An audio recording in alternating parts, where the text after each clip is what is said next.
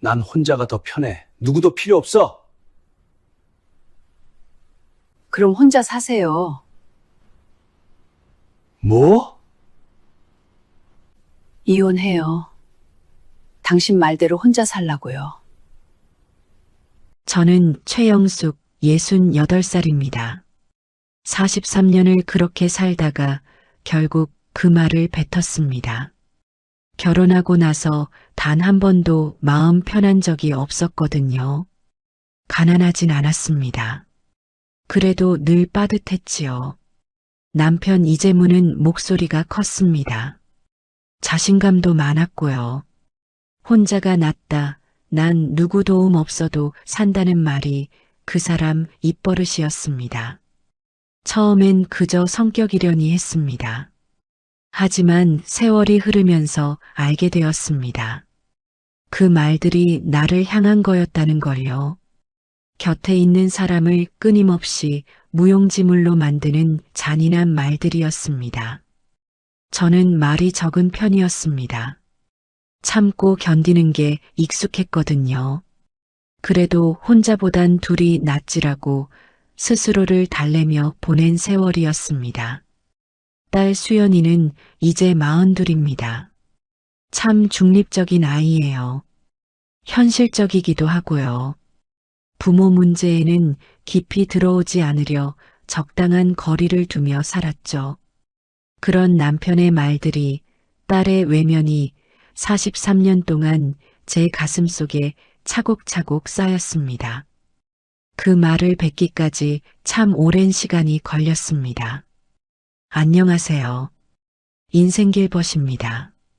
오늘은 43년 결혼 생활 끝에 황혼 이혼을 선택한 68세 여성의 이야기를 준비했습니다. 난 혼자가 더 편해. 누구도 필요 없어.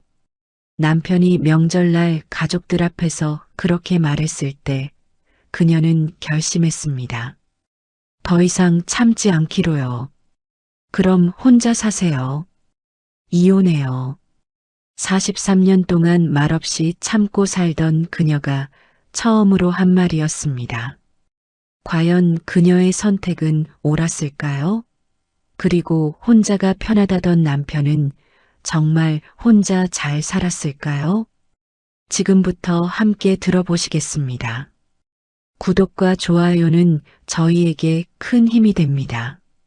댓글로 어디서 이야기 듣고 계신지 알려주시면 저도 인사드리고 싶네요. 그럼 시작하겠습니다. 살아오며 수많은 말이 가슴을 쳤지만 유독 잊히지 않는 순간이 있습니다. 어느 명절 저녁이었지요. 온 가족이 모여 집안이 북적거리던 날이었습니다. 아들네와 딸네 식구들이 모두 모여 거실엔 웃음소리가 끊이지 않았습니다. 저는 새벽부터 음식을 준비했습니다. 기름 냄새를 맡으며 전을 부치고 끓는 솥 앞에서 땀을 닦았지요. 하지만 남편은 거실 소파에 붙박이처럼 앉아 TV만 보았습니다. 손 하나 까딱하지 않는 그 사람의 뒷모습을 보며 그게 당연한 세월이라 여기며 상을 차렸습니다. 가족들이 둘러앉아 제가 만든 음식을 맛있게 먹었습니다. 식사가 끝나고 과일을 깎으며 두런두런 이야기를 나눌 때였지요. 아들이 문득 물었습니다. 아버지, 요즘은 좀 어떠세요? 적적하진 않으세요? 그러자 남편이 기분 좋은 듯 껄껄 웃으며 대답하더군요. 나, 좋지. 난 사실 혼자 있을 때가 제일 편해. 그러고는 과일을 깎고 있는 저를 힐끗 보았습니다. 분위기가 묘해지자 며느리가 농담처럼 말을 받았지요. 아버님도 참, 그럼 어머니는요? 어머니 안 계시면 어떡하시려고요? 남편은 망설임도 없이 여전히 웃는 얼굴로 말을 이었습니다. 나는 네 엄마 없어도 돼. 이혼해도 난 아주 잘 살 거야. 분명 웃으며 던진 말이었습니다. 하지만 그건 농담의 온도도 웃음의 소리도 아니었습니다. 43년을 함께 늙어온 아내의 존재를 자식들 앞에서 단숨에 지워버리는 서늘한 진심이었지요. 순간 식탁 위로 차가운 정적이 내려앉았습니다. 딸 수연이는 당황한 듯 황급히 다른 화제로 말을 돌렸고 자식들은 못 들은 척 눈을 피했습니다. 나는 조용히 일어나 싱크대 앞으로 갔습니다. 산더미처럼 쌓인 접시를 닦으며 차가운 물소리에 귀를 막았습니다. 아무도 주방으로 오지 않았습니다. 거실에서는 다시 TV 소리가 들려왔고 나는 혼자서 그 많은 설거지를 다 끝냈습니다. 그날 밤 나란히 잠자리에 누웠을 때 남편은 평소처럼 코를 골며 깊은 잠에 빠졌습니다. 나는 베개에 얼굴을 깊숙이 묻고 숨죽여 울었습니다. 남편의 목소리가 귓가를 계속 맴돌았습니다. 없어도 돼. 이혼해도 잘 살아. 그날 이후 제 안에 무언가가 아주 명확하게 부서졌습니다.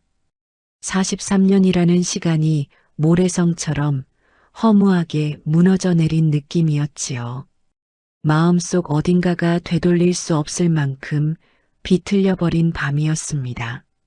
세월은 야속하게 흘러 남편이 일흔이 되던 해 그 사람은 평생 다니던 직장을 그만두었습니다. 처음 한두 달은 괜찮았습니다. 평생 고생했으니 그 사람에게도 적응할 시간이 필요하겠거니 이해하려 노력했지요. 하지만 집안의 공기는 날이 갈수록 무거워졌습니다. 남편은 아침부터 저녁까지 거실 소파를 떠나지 않았습니다. 온종일 리모컨을 손에 쥐고 TV 소리로 집안을 가득 채웠지요. 저는 평소처럼 설거지를 하고 청소기를 돌리고 빨래를 널었습니다. 그런데 어느 순간부터 남편의 눈치를 보는 저를 발견했습니다. 아, 시끄러워. 꼭 지금 청소기를 돌려야겠어? 사람 정신 사납게 해. 작은 소리에도 남편은 짜증을 냈습니다. 집안일을 하는 제 움직임 자체가 그 사람에게는 귀찮은 소음이었나 봅니다. 정성껏 밥상을 차려내도 돌아오는 건 불평뿐이었습니다. 맨날 똑같은 반찬이다. 맛이 예전만 못하다며 숟가락을 탁 내려놓기 일쑤였지요. 저는 참았습니다. 평생 그래왔듯 삼키는 게 익숙했으니까요. 하지만 퇴직 후 6개월이 지났을 무렵 가슴이 답답해 더 이상 숨을 쉴 수가 없었습니다. 이 집이 창살 없는 감옥처럼 느껴졌습니다. 그래서 저는 건물 청소 일을 시작했습니다. 생활비에 조금이라도 보태고 싶기도 했지만 사실은 그 숨막히는 집에서 단 몇 시간이라도 도망치고 싶었습니다. 새벽 5시 모두가 잠든 시간에 집을 나섰습니다. 차가운 새벽 공기를 마시며 오피스텔 계단과 복도를 닦았습니다. 허리를 숙여 바닥을 훔치고 계단 손잡이를 닦는 일은 고되었습니다. 온몸에 마디마디가 쑤시고 비명이 터져 나왔지만 신기하게도 마음만은 편안했습니다. 적어도 이 계단 위에는 나를 타박하는 남편의 목소리도 숨막히는 텔레비전 소음도 없었으니까요. 하지만 일을 마치고 집에 돌아오면 남편의 비아냥이 기다리고 있었습니다. 오늘도 그 푼돈 벌겠다고 나갔다 왔냐? 대체 돈이나 제대로 벌긴 하는 거야? 피곤한 몸을 이끌고 끓여낸 김치찌개를 한 숟가락 먹더니 남편은 얼굴을 잔뜩 찌푸렸습니다. 찌개가 왜 이렇게 짜? 일하러 다닌다고 이제 음식도 대충 하는구먼. 이럴 거면 차라리 혼자가 낫겠다. 그 순간 저는 들고 있던 숟가락을 조용히 내려놓았습니다. 더 이상은 넘길 수가 없었습니다. 43년을 바쳐온 내 정성이, 그리고 새벽부터 계단을 닦아온 내 고단한 노동이 고작 차라리 혼자가 낫겠다는 말 한마디에 쓰레기처럼 버려지는 기분이었습니다. 그날 밤 천장을 보며 어둠 속에 누워 생각했습니다. 이게 정말 맞는 걸까? 나는 남은 생을 이렇게 갉아먹히며 살아야 할까? 마음속에 단단했던 두 개, 아주 작고 선명한 금이 가기 시작했습니다. 조금씩, 아주 천천히요. 그날은 평소와 다를 바 없는 저녁이었습니다. 며칠 전부터 마음속에 일던 파도가 잠잠해지는 듯 했지요. 저는 퇴근 후 정성껏 상을 차렸습니다. 보글보글 끓인 김치찌개와 된장국, 그리고 새벽부터 무친 나물 몇 가지를 올렸습니다. 하지만 남편은 숟가락을 들기도 전에 미간부터 찌푸렸습니다. 반찬 꼬락서니 하고는 먹을 게 하나도 없네. 성이라고는 눈 씻고 찾아볼 수가 없어. 저는 아무 말도 하지 않았습니다. 그저 묵묵히 밥을 입으로 밀어 넣었지요. 하지만 남편의 입은 멈추지 않았습니다. 돈도 제대로 못 벌어오면서 밥상까지 이 모양이야? 밖에서 청소나 하는 주제에 집안일이라도 제대로 해야 할 거 아냐? 그 순간 숟가락을 쥐고 있던 제 손이 미세하게 떨리기 시작했습니다. 주제라는 말이 화살처럼 날아와 꽂혔습니다. 그때 남편이 결정타를 날렸지요. 에휴, 차라리 혼자 사는 게 100번, 1000번 편하겠어. 그 말이 들리는 순간 제 머릿속에서 뭔가 툭 하고 끊어지는 소리가 들렸습니다.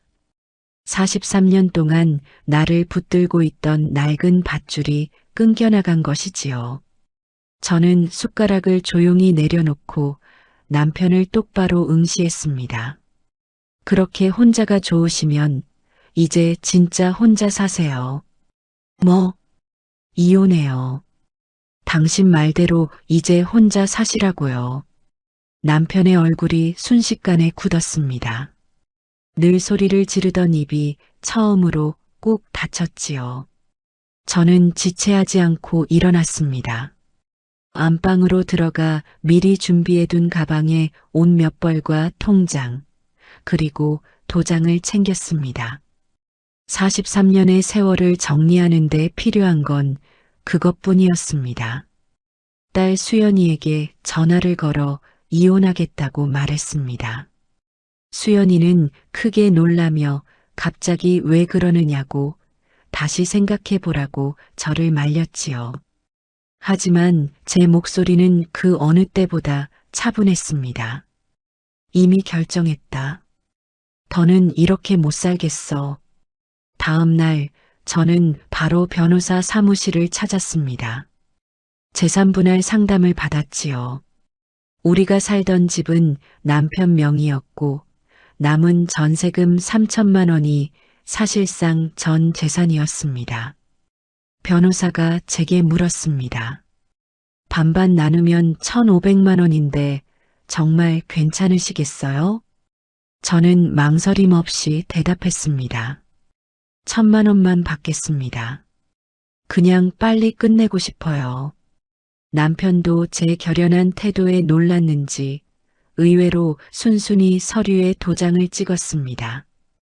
어쩌면 그 사람도 이 순간을 기다려온 것일지도 모른다는 서글픈 생각이 아주 잠깐 스쳤습니다. 일주일 만에 모든 서류가 정리되었습니다. 동사무소에서 마지막 도장을 찍던 날 43년의 결혼 생활은 종이 한 장으로 끝이 났습니다. 집을 나오던 길 현관문 앞에서 남편이 툭 던지듯 말하더군요. 잘 살아봐라. 나중에 후회하지 말고. 대답 대신 저는 조용히 현관문을 닫았습니다. 짐 가방을 들고 계단을 내려오는 발걸음이 가벼웠습니다. 밖은 유난히 맑았습니다. 머리 위로 쏟아지는 햇빛이 따뜻했지요. 버스 정류장으로 걸어가는 길, 당장 어디로 가서 잠을 자야 할지 정해진 건 아무것도 없었습니다. 그런데 이상하게도 가슴을 짓누르던 돌덩이가 사라진 것처럼 숨쉬기가 편했습니다. 남편의 말대로 정말 혼자가 더 편해질 것 같은 예감이 들었습니다. 발품을 팔아 작은 원룸 하나를 구했습니다. 남편에게 받은 1,000만 원이 고스란히 보증금이 되었지요. 방 하나에 작은 화장실이 전부인 비좁은 공간이었지만 문을 열고 들어서는 순간 알 수 있었습니다. 이곳이 비로소 내 이름 석자로 온전히 존재하는 나의 세상이라는 것을요. 가방에 챙겨온 옷가지들을 몇 안 되는 옷걸이에 걸고 바닥에 얇은 이불을 폈습니다. 짐을 정리하는 데는 1시간도 채 걸리지 않았습니다. 43년의 세월을 정리한 결과물이 고작 이 정도라는 게 허무하기도 했지만 창밖으로 보이는 낯선 건물의 불빛들을 보니 묘한 해방감이 밀려왔습니다. 혼자 맞는 첫날 밤이 깊어갔습니다.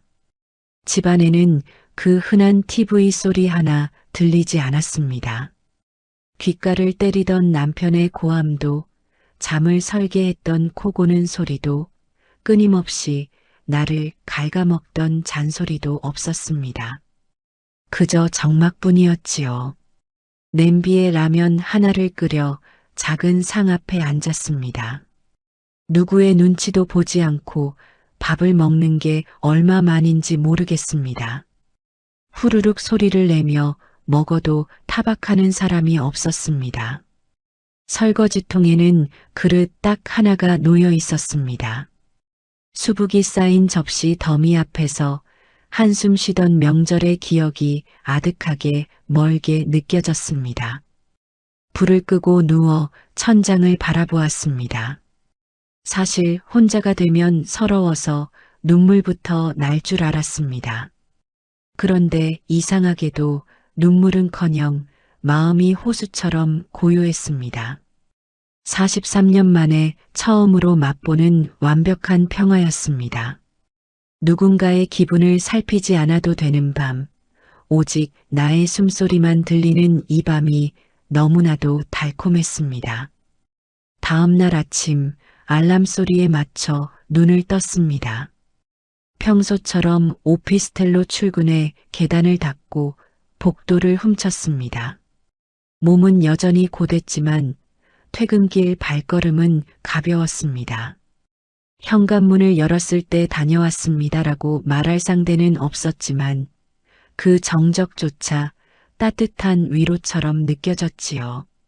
일주일쯤 지났을 때 복도에서 옆집 할머니를 만났습니다. 그분이 조심스레 물으시더군요. 새로 이사 왔나 보네. 혼자 살아? 저는 망설임 없이 대답했습니다. 네, 저 혼자 살아요. 그 말을 입 밖으로 내뱉는 순간 가슴속 깊은 곳에서 잔잔한 진동이 느껴졌습니다. 혼자라는 것, 그것은 외로움이 아니라 제가 선택한 가장 용감한 삶의 방식이었습니다.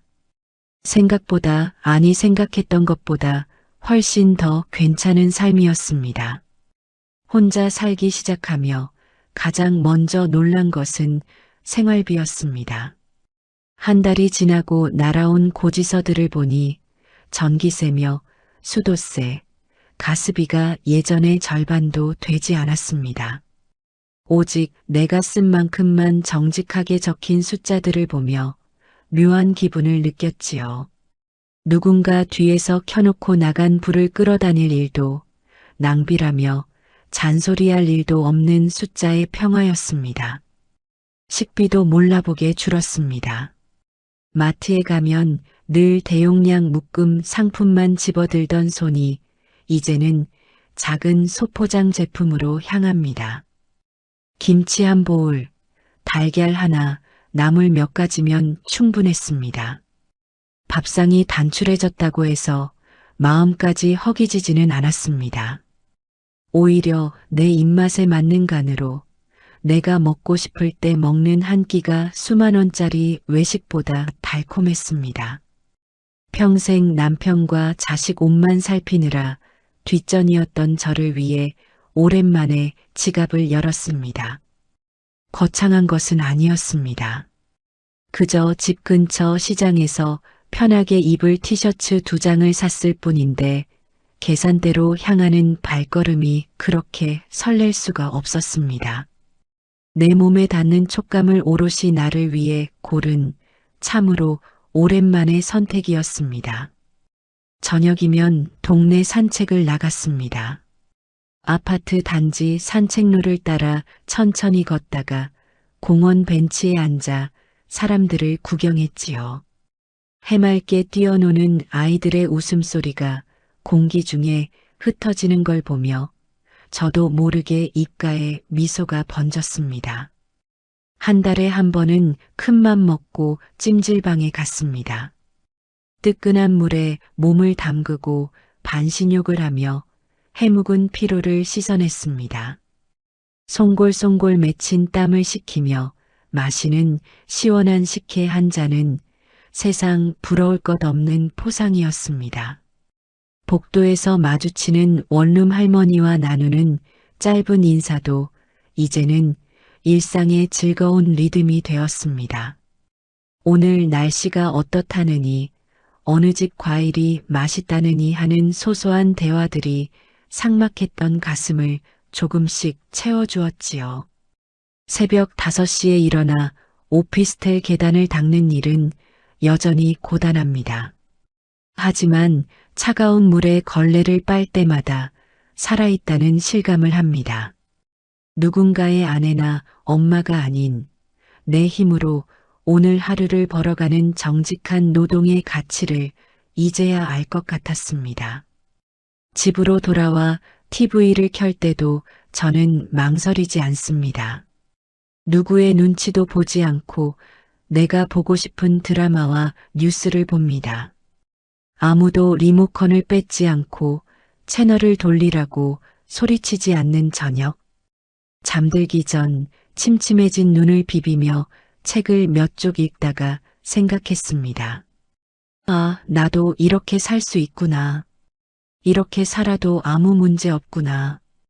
그렇게 한 달이 지나고 석 달이 흘렀습니다. 43년을 함께 살았던 그 사람의 빈자리가 허전할 줄 알았는데 오히려 그 빈자리만큼 제가 채워지고 있었습니다. 남편이 입버릇처럼 하던 혼자가 더 편하겠다는 말, 이제야 알 것 같습니다. 그 말은 저주가 아니라 저에게 필요한 정답이었습니다. 어느덧 홀로 선 지 1년이라는 시간이 흘렀습니다. 이제는 이 작은 원룸의 공기가 제 숨결처럼 익숙합니다.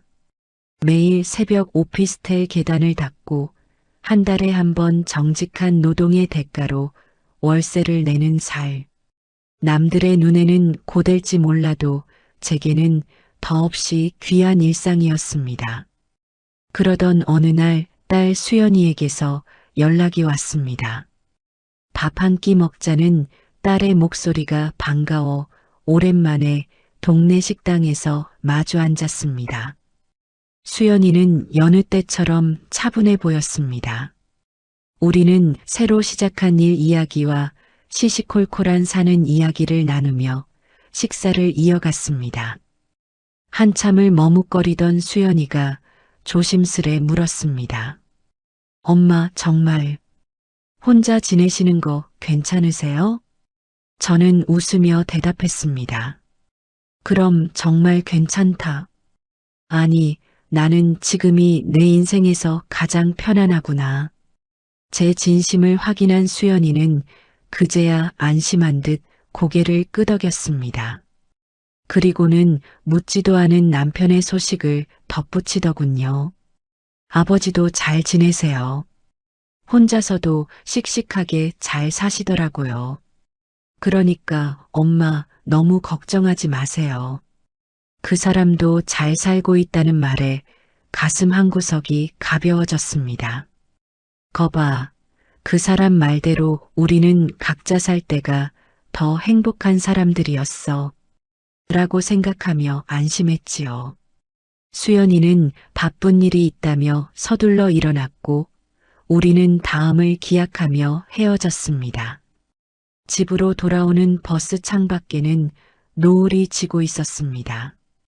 남편도 잘 살고 나도 잘 살고 1년 전 그 모질었던 이혼이 우리 모두에게 정답이었음을 다시 한번 확신하며 창에 머리를 기대었습니다. 그런데 이상했습니다. 안심이 되어야 하는데 가슴 밑바닥에서 정체 모를 불쾌한 예감이 스멀스멀 올라왔습니다. 다시 떠올려 보니 수연이의 말투가 평소와 달랐습니다. 잘 지낸다고 말하는 딸의 목소리 끝이 미세하게 떨리고 있었지요. 무언가 숨기는 게 있는 것 같은, 아니, 차마 말하지 못하고 삼키는 비밀이 있는 것 같은 느낌. 아니겠지. 내가 너무 예민한 걸 거야. 고개를 저으며 집에 들어와 문을 잠갔습니다. 평소처럼 신발을 벗고 조용한 방 안으로 들어섰지만 한번 시작된 불안은 쉽게 가라앉지 않았습니다.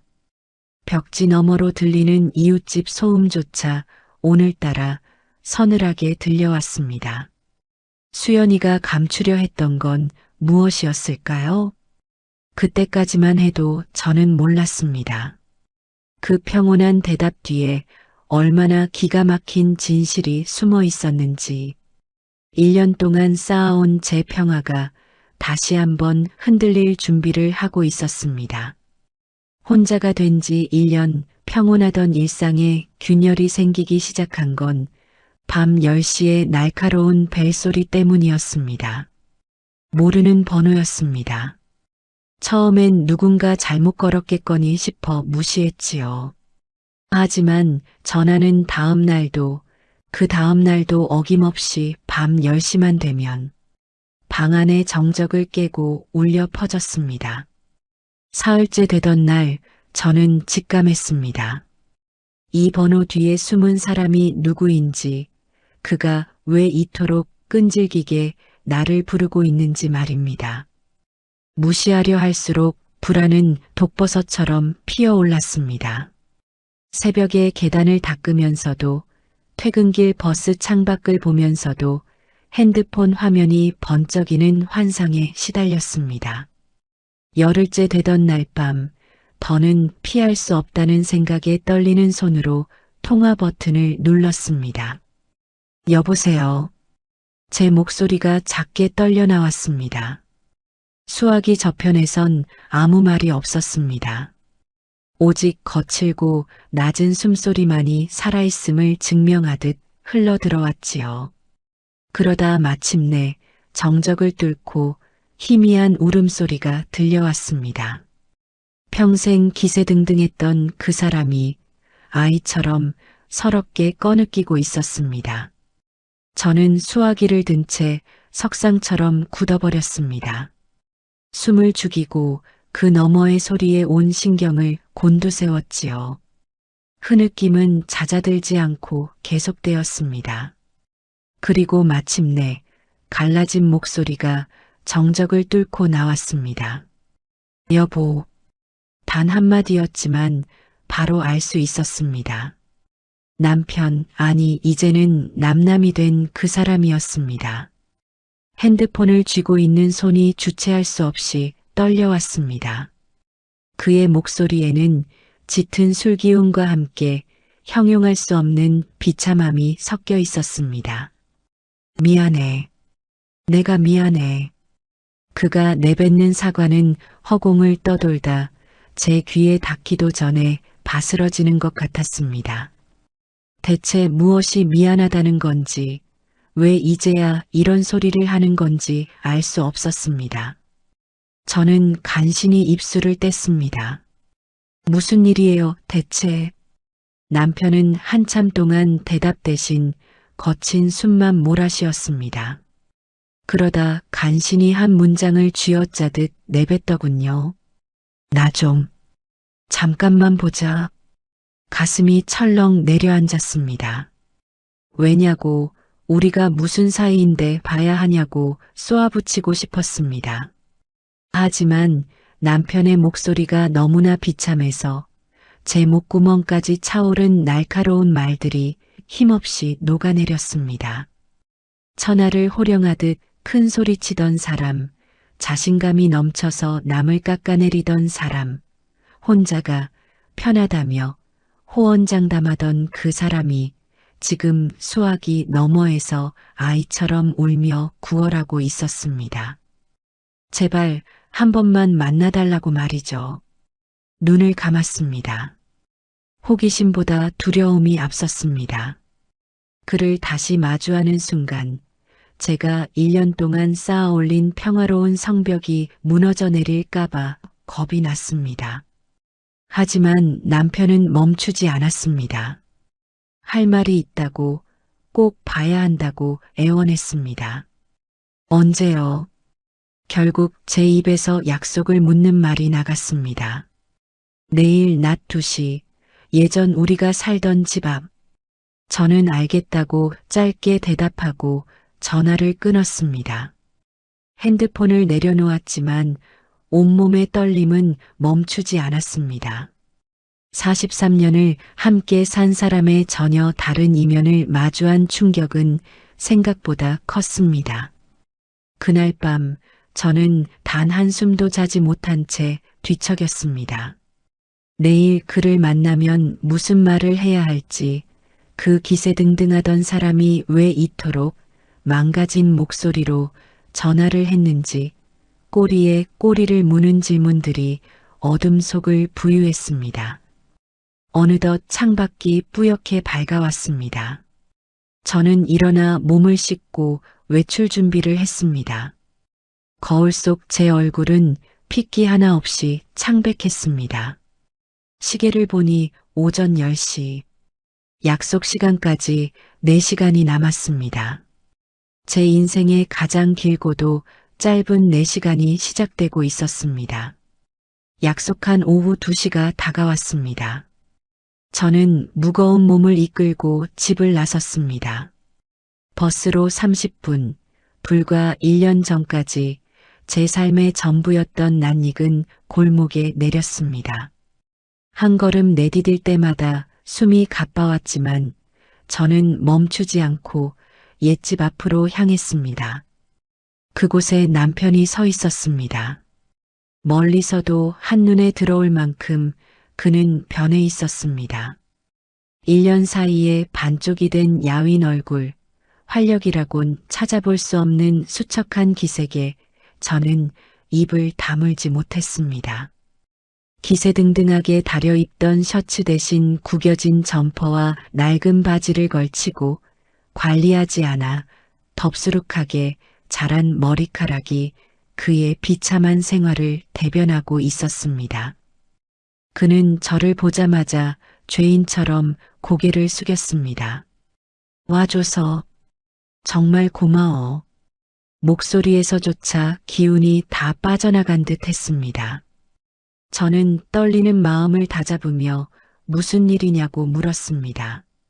그는 주변의 눈치를 살피더니 근처 카페 구석 자리에 저를 앉혔습니다. 식은 커피를 사이에 두고 남편이 마침내 입을 열었습니다. 혼자인 게 이렇게 힘들 줄 몰랐어. 그의 고백이 시작되었습니다. 처음에는 좋았다고 했습니다. 간섭하는 사람 없고 하고 싶은 대로 할 수 있어 자유롭고 편했다고 했지요. 하지만 평화는 오래가지 않았습니다.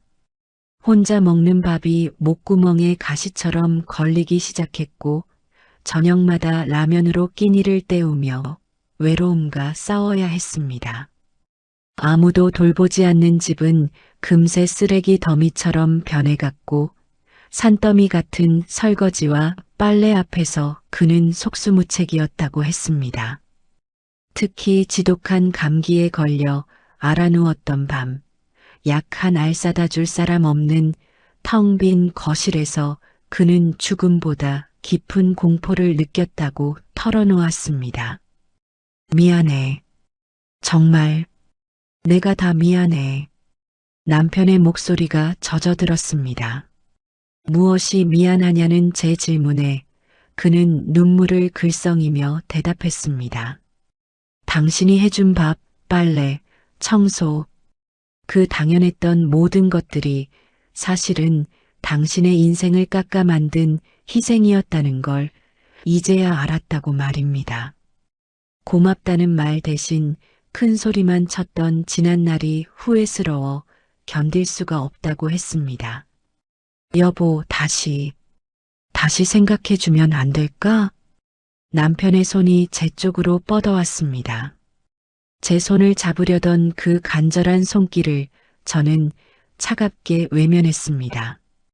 그의 눈에 눈물이 고였지만 제 가슴 속에서는 이미 서늘한 바람이 불고 있었습니다. 제발 한 번만 더 기회를 줘. 안 돼요. 제 대답은 짧고 단호했습니다. 당황에 얼어붙은 남편을 향해 저는 말을 이었습니다.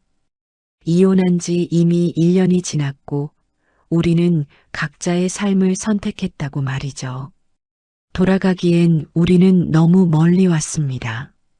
남편은 혼자가 무섭고 외롭다며 아이처럼 울먹였지만 저는 가방을 챙겨 자리에서 일어났습니다. 저도 혼자예요. 하지만 저는 괜찮아요. 아니, 오히려 지금이 더 사람답게 사는 것 같아요. 남편의 망연자실한 시선을 뒤로하고 저는 카페를 빠져나왔습니다. 뒤에서 저를 부르는 절규 같은 외침이 들렸지만 돌아보지 않았습니다. 밖으로 나오자 참았던 다리의 떨림이 시작되었습니다. 버스 정류장에 앉아 멍하니 도로를 바라보았습니다. 가슴 한구석이 먹먹하면서도 이상하게 시원했습니다. 미안하다는 그 말, 고맙다는 그 고백. 43년을 기다렸던 그 말이었습니다. 하지만 그 말은 너무 늦게 도착했습니다. 버스는 이미 떠났고 저는 이제 혼자서도 충분히 빛나는 법을 알게 되었으니까요. 버스 정류장에 앉아 멍하니 도로를 바라보았습니다. 방금 본 남편의 야윈 얼굴과 비참한 눈물이 자꾸만 떠올랐습니다. 방으로 돌아와 신발을 벗으며 생각했습니다. 왜 우리는 이토록 다를까? 똑같이 혼자가 되었는데 남편은 1년 만에 폐인이 되었고 저는 왜 이토록 평온한 걸까? 답은 간단했습니다. 저는 43년 동안 그 사람 옆에서 이미 혼자 사는 법을 배웠던 겁니다. 밥을 차리고 청소를 하고 아플 때 스스로를 돌보는 일을 저는 결혼 생활 내내 홀로 해내고 있었습니다. 남편은 제 희생을 공기처럼 마시며 의존해 왔기에 제가 사라진 현실 속에서 숨 쉬는 법조차 잊어버린 것이었지요. 눈물이 뺨을 타고 흘러내렸습니다. 슬퍼서가 아니었습니다.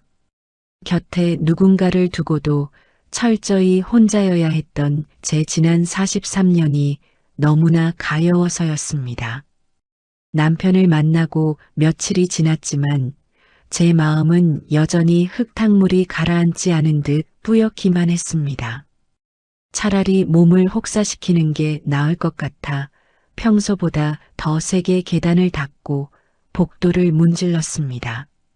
생각을 멈추기 위해 몸을 움직였지요. 퇴근 후 어둑해진 방 안에 앉아 있을 때 수연이에게서 전화가 왔습니다. 평소보다 낮고 조심스러운 딸아이의 목소리. 수연이는 한참을 망설이다 결국 남편의 이야기를 꺼냈습니다. 엄마, 아버지 집에 다녀왔어요.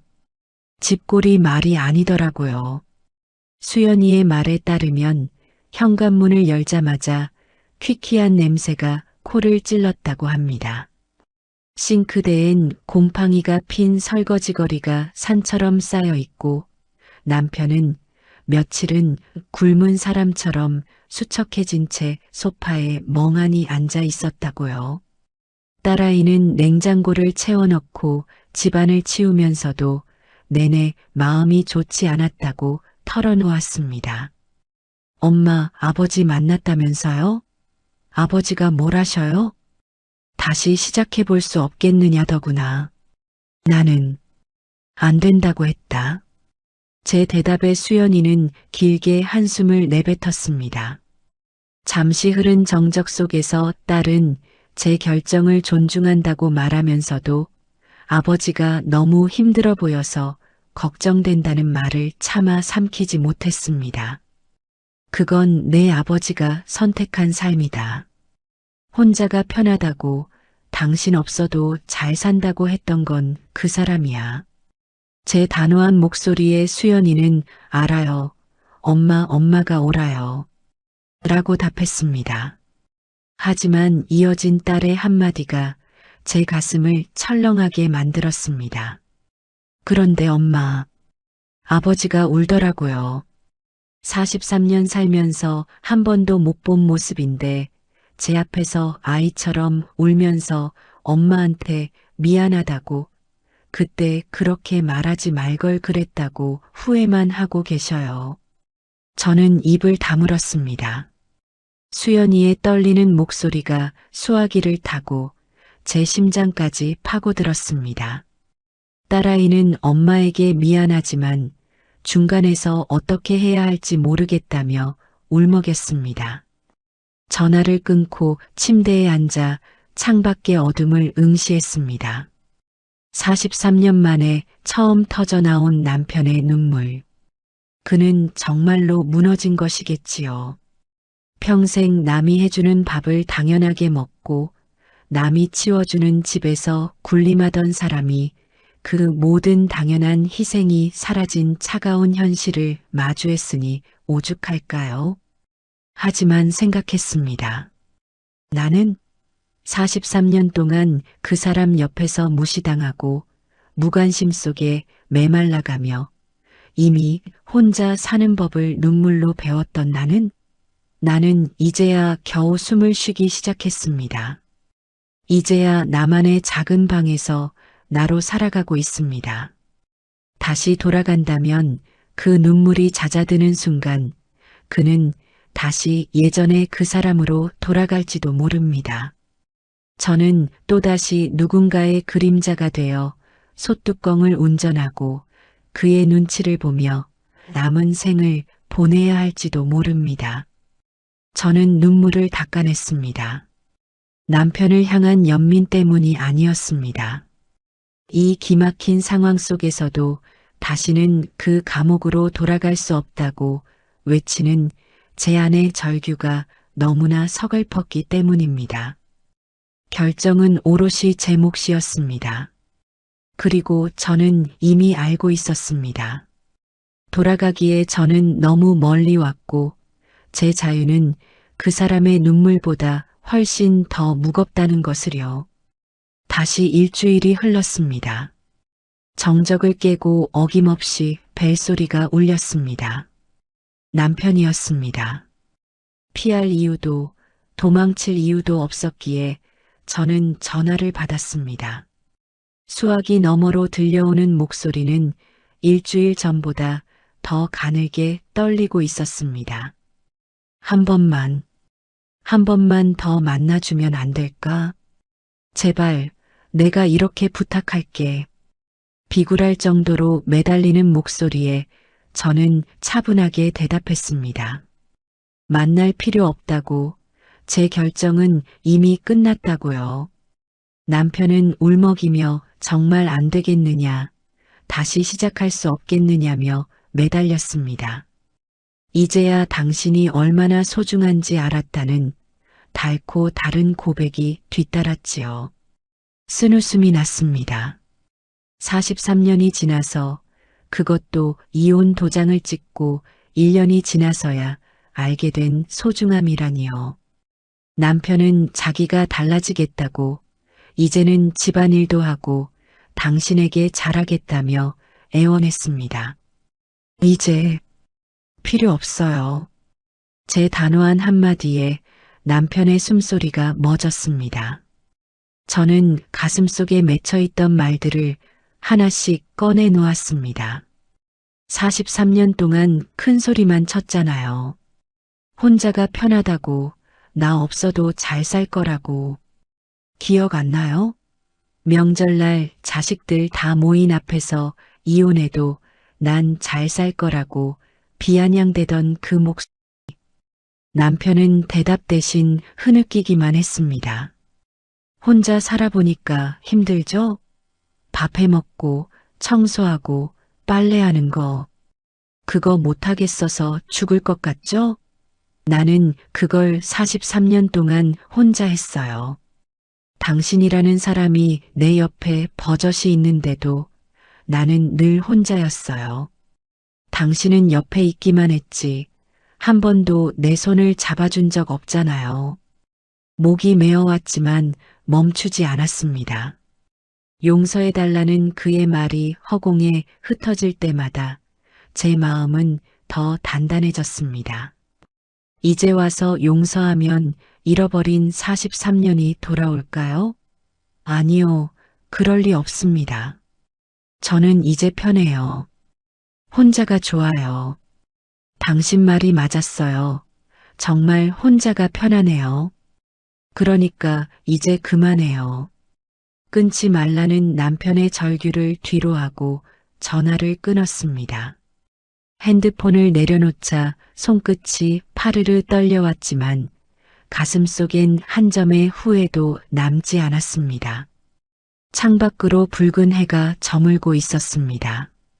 43년.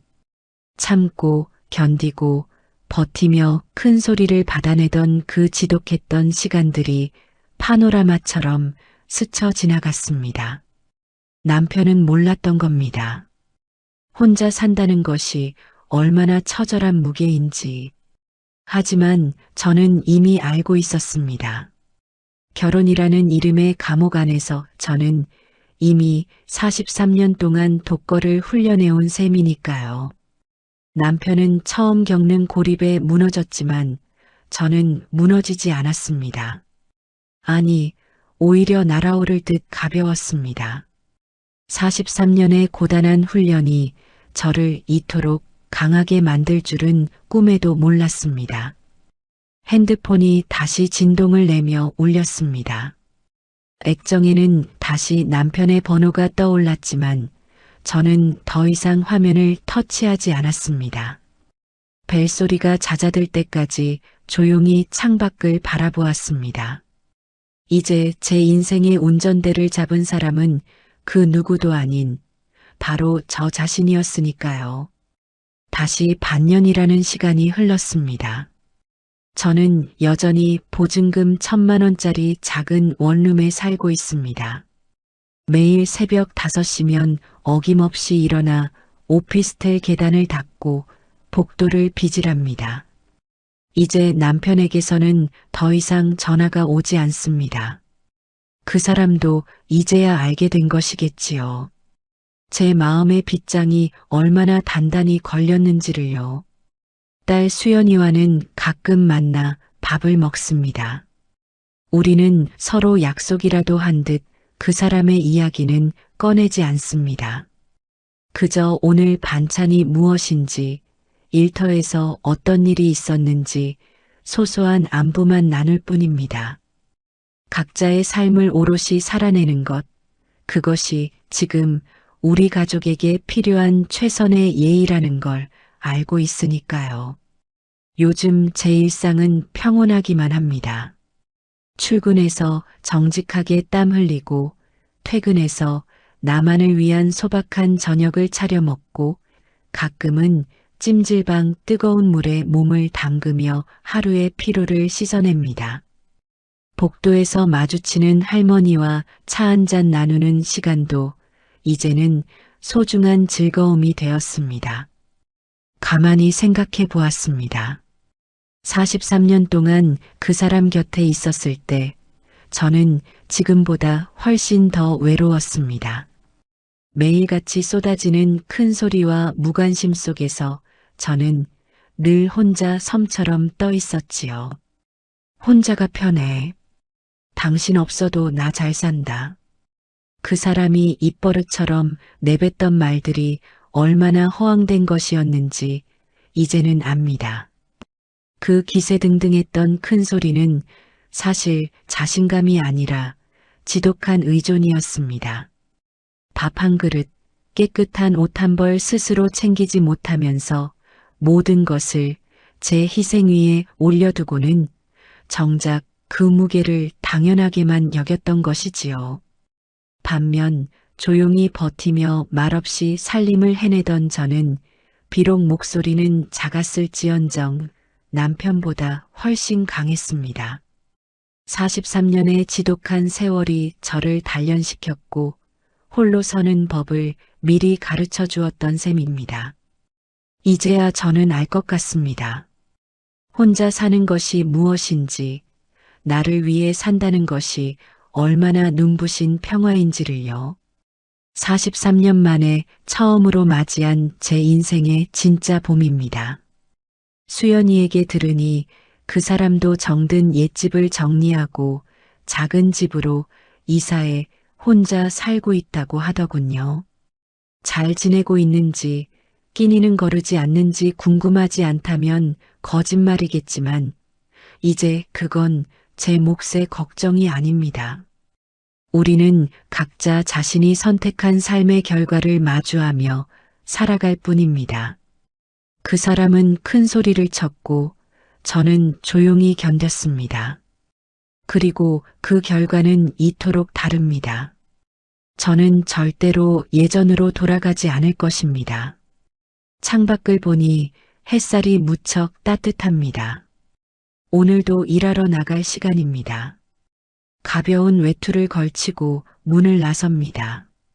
계단을 내려가는 발걸음이 경쾌합니다.